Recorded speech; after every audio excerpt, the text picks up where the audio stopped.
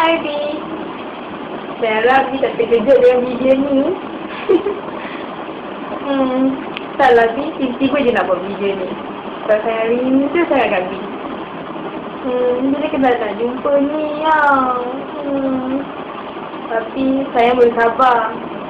Saya tahu ini sentiasa kat dalam hati saya. Biasa kat sisi saya. Jadi saya tak sini.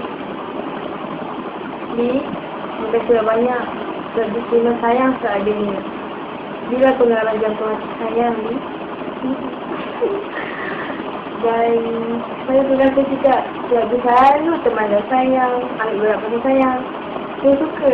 Apa yang B buat semua saya suka. Jadi saya dah agak-agak B. Saya tak agak-agak untuk terima B dalam hati sayang. Sekali nanti saya harap saya boleh jadi isteri yang baik pada B. Jadi jika ada kesalahan saya pada B, maafkan ya. Sebab saya sayang kat B sangat. Saya rindu kita jumpa ni.